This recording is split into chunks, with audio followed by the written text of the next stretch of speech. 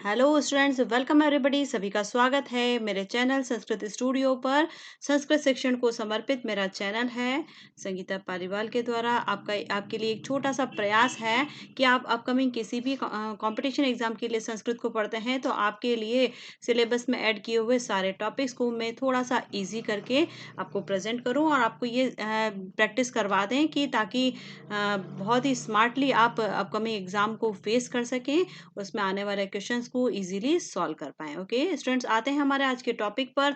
हमारा टॉपिक चल रहा था छंद प्रकरण, और इससे पहले इसी टॉपिक से रिलेटेड 3 वीडियोस हम बना चुके हैं। आज ये चौथा वीडियो है और इसी में हम इस टॉपिक को सम अप करेंगे। इससे पहले हम 13 छंदों को पढ़ चुके हैं। बहुत ही स्मार्ट ट्रिकी तरीके से मैंने वहां पे आपको बताया है कि कैसे छंद को हमें पहचानना है। कोई भी पद्य हमारे सामने उपस्थित होता है तो हमें कैसे उसे पहचानना है कि इसमें कौन सा छंद है। ओके, चलिए स्टार्ट करते हैं। आज हम पढ़ रहे हैं यहाँ पे स्रग्धरा छंद से। इससे पहले शार्दुल विक्रीडित तक हम पढ़ चुके हैं। स्रग्धरा छंद में कुल वर्ण होते हैं 21। ओके, कुल कितने वर्ण होते हैं? 21 वर्ण हैं।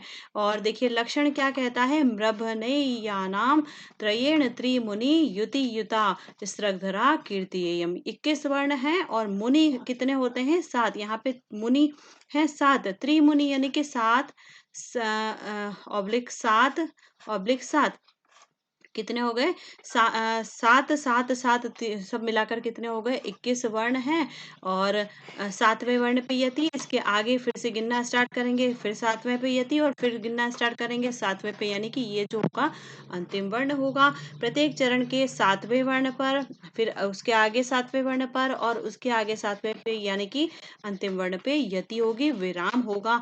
और यही आपको याद रखना है। ये आगे फर्स्ट में जो लिखा हुआ मृभनैयानाम, ये है आपका लक्षण, यानी कि गण व्यवस्था क्या रहेगी। देखिए गण व्यवस्था इसमें रहती है मगण, म लिखा हुआ है मगण, म के अंदर र है तो रगण, फिर भगण, नगण, यगण और त्रयेण लिखा हुआ ना, यगण मतलब यगण यगण यगण, 3 बार यगण आ जाएगा क्रमशः। तो देखिए गण व्यवस्था रहेगी आपकी मगण, रगण, भगण, नगण, यगण यगण यगण, इस रूप में रहेगा ये आपका इसकी गण व्यवस्था। ठीक है, तो देखिए ये जो आपको पंक्ति दी हुई है, गृहा भंगा विराम मुहु अनुपतति संदने दत्त दृष्टि, इस पद्य के अंदर प्रथम पंक्ति के अंदर हम गण विधान करके देख लेते हैं। उसके लिए सबसे पहले हमें मात्राएं लगानी होगी। देखिए मात्रा लगाते हैं यहाँ पे गुरु, गुरु, ब पे मात्रा लघु आनी चाहिए, लेकिन इस आधे अंग के कारण क्या लग जाएगी? गुरु। फिर देखें गुरु, लघु, गुरु, गुरु, लघु, लघु, लघु, फिर आता है आपका लघु, लघु और गुरु। कैसा आएगा? लघु लघु गुरु। फिर आता है आपका गुरु, लघु, गुरु, गुरु, लघु, गुरु, गुरु। और इस प्रकार से मात्राएं लगाकर आप 3 3 का सेट बनाकर देख लीजिए क्या बन रहा है आपका गण व्यवस्था। बिल्कुल आपका ये रहेगा मगण, रगण, भगण, नगण, यगण यगण और यगण। ठीक है, तो मृभनैयानाम त्रयेण त्रिमुनि युति युता यति युता स्रग्धरा कीर्तियेयम। इस प्रकार से आपने देखा इस पद्य के अंदर कौन सा छंद है? स्रग्धरा छंद। 21 वर्णों से बना हुआ ये छंद है। और आगे ये जो 3 पंक्तियां हैं आप इनमें प्रैक्टिस करके देख लीजिएगा कि सभी में गण विधान आप कर पा रहे हैं कि नहीं कर पा रहे। ओके, चलिए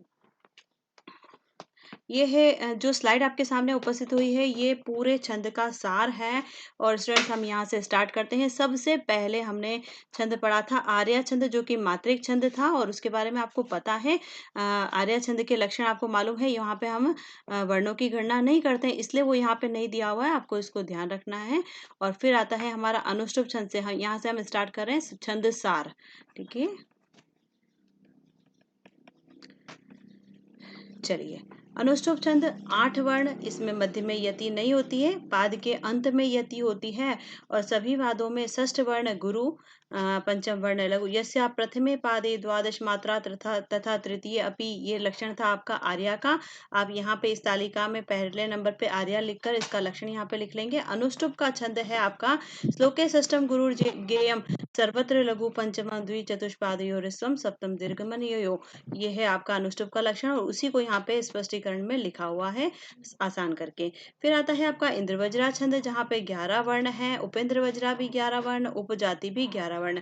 तो आपने क्या देखा, 11 वर्णों का 3 छंद है आपके, ठीक है।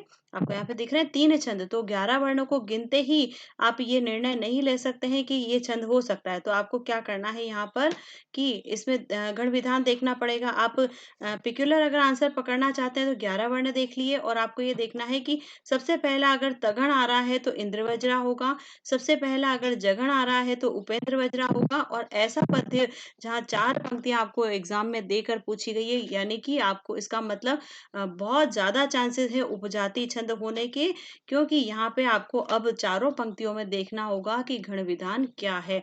यहाँ पे आपको मिश्रित लक्षण दिखेंगे इन दोनों के। ओके, चलिए आगे आते हैं हम। 12 वर्णों से संबंधित ये आपके 4 छंद हैं, ठीक है। द्रुत, वंशस्थ, द्रुत विलंबित, वंशस्थ और द्रुत विलंबित, आपको ये 2 बार यहाँ पे लिखा हुआ। तो 12 वर्णों के कितने छंद हुए आपके, केवल 3 छंद, वंशस्थ, द्रुत विलंबित और भुजंग प्रयात, ठीक है। यहाँ पे रिपीट हो गया है, वंशस्थ, द्रुत विलंबित और भुजंग प्रयात, ये 3 छंद हैं आपके 12 वर्णों के, है ना। तो आपको ये ध्यान रखना है, 12 वर्णों के आते ही आप निर्णय डायरेक्ट से नहीं ले पाएंगे, इसके लिए भी आपको गण विधान करके देखना होगा। सबसे पहला अगर ज आ रहा है, जगण आ रहा है तो वंशस्थ छंद है, सबसे पहले न आ रहा है तो द्रुत विलंबित छंद है, और अगर यगण आ गया तो ये 4 क्रमशः यगण ही रहेंगे, भुजंग प्रयात छंद होगा। वंशस्थ जतौ तो वंशस्थम उदीरितम जरो, द्रुत विलंबित का जो है नभो वरो, ये इसका लक्षण रहता है, और भुजंग प्रयात का रहता है चतुर्भी यकार, यानी कि 4 यकार 4 यगण क्रमशः होते हैं। ओके, चलिए फिर आता है हमारा 14 वर्णों का छंद है, जो कि वसंत तिल का छंद है, और यहाँ पे उगता वसंत तिल का तबजा जगो गह, ये इसका लक्षण रहता है। तगण दिखेगा आपको। 14 वर्णों का एक ही छंद है, तो ज्यादा कंफ्यूज होने की बात नहीं है। 15 वर्णों वाला मालिनी छंद है, जहाँ पे न न म य य युतेयम मालिनी भोगी लोके, ये इसके लक्षण हैं गण से संबंधित। और आपको यहाँ से याद करना है, मालिनी से याद करना है किस बात को, यति वाली बात को भी। 8वें और 7वें वर्ण पे यति होती है, भोगी 8 है, लोक 7 है। अब ये जो शब्द हैं इनका क्या मतलब होता है, क्या संख्या इनकी है, इसको भी अभी हम आगे आने वाले स्लाइड में समझेंगे। फिर आते हैं मंदाक्रांता और शिखरिणी छंद, जो दोनों ही हमारे 17 वर्णों से संबंधित हैं। मंदाक्रांता कैसा है, जहाँ पे सबसे पहले आपको म दिखेगा, मृभने या नाम, है ना। तो यहाँ पे देखिएगा मंदाक्रांता छंद, और शिखरिणी छंद है यमन सबलाग शिखरिणी। तो आपने यहाँ पे क्या देखा कि सबसे पहले अगर य आ रहा है तो शिखरिणी, म आ रहा है तो मंदाक्रांता छंद, ठीक है। और फिर आता है आपका शार्दुल विक्रीडित छंद, जो कि 19 वर्णों वाला है, शार्दुल विक्रीडित। और यहाँ पे सूर्य अश्वे यदि म सजौ सतदगा, इसका लक्षण है। और यहाँ पे आप क्या देख रहे हैं, 12 और 7वें वर्ण पे यति हो रही है, सूर्य 12 और अश्व 7, इस प्रकार से म सजौ सतदगा ये लक्षण है इसका। यति की बात हमेशा ध्यान रखिएगा। और अंत में आता है आपका स्रगधरा छंद, जो कि 21 वर्णों से मिला हुआ है, 21 वर्णों से बना हुआ छंद है, प्रत्येक पाद में 21 वर्ण है। 7 7 7 पर यति होती है, यानी कि मुनि, त्रिमुनि लिखा हुआ है ना, इसलिए मुनि 7 होते हैं, तो 3 बार 7 स्थानों पर, 7वें वर्ण के स्थानों पर यति होगी। म र भ न य ये इसकी गण व्यवस्था रहेगी। ओके स्टूडेंट्स, यहाँ तक आपको बहुत अच्छे से समझ में आया होगा। आई होप कि आप समझ चुके होंगे, और फिर भी अगर कहीं कोई डाउट रहता है आप कमेंट सेक्शन में लिख कर बताइए, ताकि आपका डाउट क्लियर किया जाए। और यहाँ पे आज हम सम अप कर रहे हैं इस छंद प्रकरण को, और इसके बाद हम बहुत जल्दी स्टार्ट करेंगे इसका क्विज सेशन, है ना। यानी कि इससे संबंधित क्या क्या प्रश्न बन सकते हैं, कि सारे सारे बहुवैकल्पिक प्रश्न रहेंगे, क्या क्या प्रश्न बनने की संभावना होती है, सब कुछ आपको वहां पर देखने को मिलेगा। ओके, चलिए ये है आपका संख्याओं से संबंधित चार्ट, जहाँ पे लिखा हुआ है छंदों में प्रयुक्त पारिभाषिक शब्दों से निर्दिष्ट संख्या ज्ञान, जहाँ पे हमने अभी जो मैंने आपको बताया, भोगी, लोक, मुनि, ये रस और रुद्र, सूर्य, ये सब कितने हैं, क्या हैं, तो इसके बारे में संख्या ज्ञान हम पढ़ रहे हैं। चंद्रमा और पृथ्वी जो है कितने हैं, 1 हैं। पक्ष और नेत्र कितने हैं, 2 हैं, ऐसा माना जाता है, ठीक है। गुण, अग्नि और राम, ये 3 हैं, ठीक है। और वेद, आश्रम, वर्ण और युग कितने हैं? 4। इसका तात्पर्य ये है कि कहीं पर भी आपको इस तरह के शब्द देखने को मिलते हैं तो इसका ये सीधा-सा इस संख्या को इंगित करता है। ठीक है? तो ये एक तरह से हम कह सकते हैं कि जो चिन्ह है ना, इसका चिन्ह है, तो अगर ये बता रहा है इसका मतलब ये संख्या है। शर, इंद्रिय, भूत, तत्व ये सब कितने हैं? 5। शास्त्र, रस, ऋतु ये कितने हैं? 6। आपने ये रस देखा है ना? और देखें अश्व, मुनि, लोक, स्वर ये कितने हैं? 7। हमने अश्व शब्द भी देखा है। वसु, याम, सिद्धि, भोगी ये कितने हैं? 8। आपको पता है भोगी शब्द भी अभी हमने देखा है। अंक, ग्रह, द्रव्य, निधि ये कितने हैं? 9। फिर देखें दिशा और अवतार कितने हैं? 10। रुद्र कितने हैं? 11। और सूर्य मास कितने हैं? 12।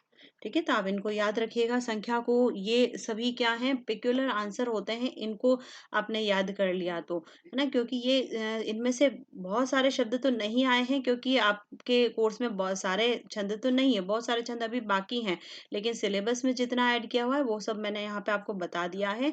ये सभी जो आपको दिख रहे हैं शब्द, ये कहीं न कहीं छंद प्रकरण में पढ़े जाते हैं। किसी न किसी छंद के लक्षण में इनका प्रयोग होता है और ये सीधा-सा इस संख्या को इंगित करते हैं। ओके? चलिए स्टूडेंट्स, जुड़े रहिए मेरे चैनल के साथ में। इसी तरह से बहुत ही शानदार तरीके से टॉपिक्स को पढ़ने के लिए आपके सिलेबस में ऐड किए हुए सारे टॉपिक्स पढ़ाए जाएँगे यहाँ पर आपको बहुत ही अच्छे तरीके से।